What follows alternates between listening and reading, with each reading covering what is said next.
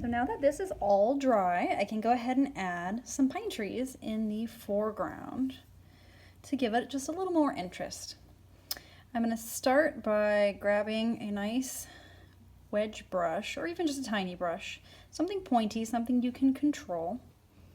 I dip a little water and smear it into my black just to thin it and give it more flow.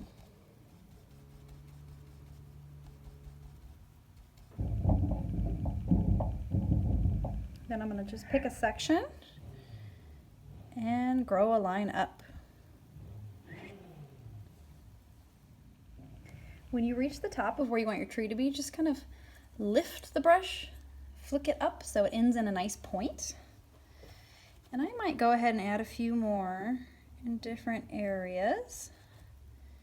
Just give it some friends and to kind of plot out where I want things.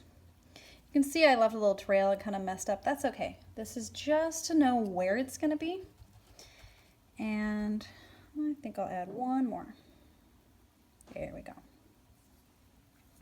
And to know that that's the middle, that's the trunk.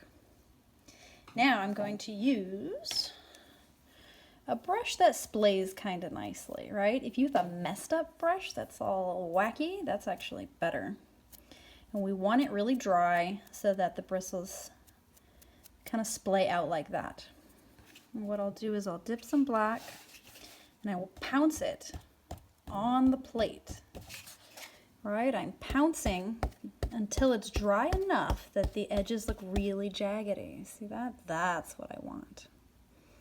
So I'm grabbing, I'm pouncing, and now I'm ready.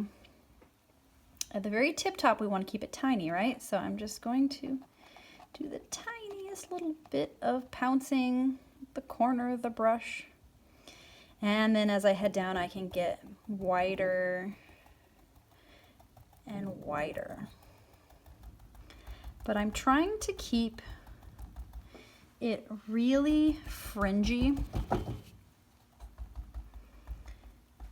so it looks like a ton of leaves. And I like to leave little holes and bits looking really jagged because it looks more natural, it looks more real. All the way down. So it starts really tiny and it can get wider and wider. I like to start kind of small and then grow. I don't recommend you try to wash anything off.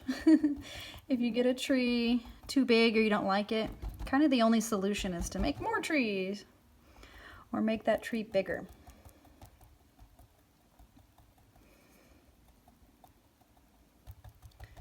So this can get really wide at the bottom.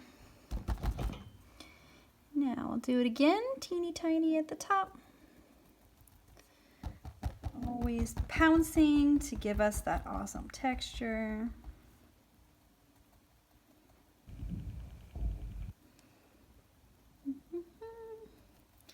And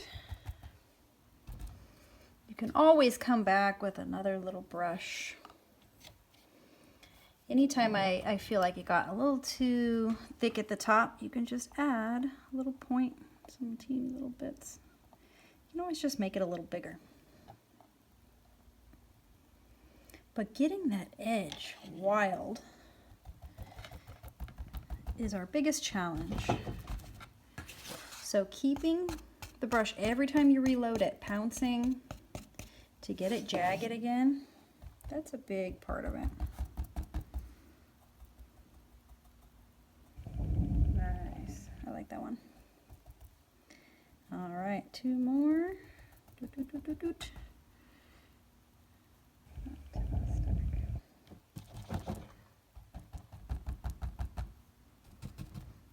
And last but not least,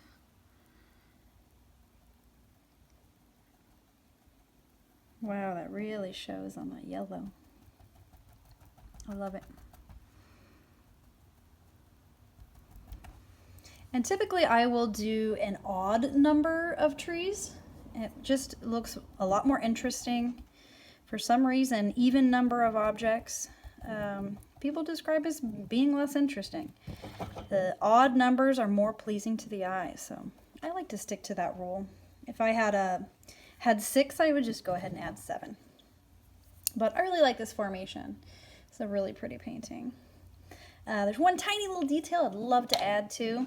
And because the sun is setting here, and this is really seems to be a glow and a focal point right here, I'm going to go ahead, stick my pinky in the white,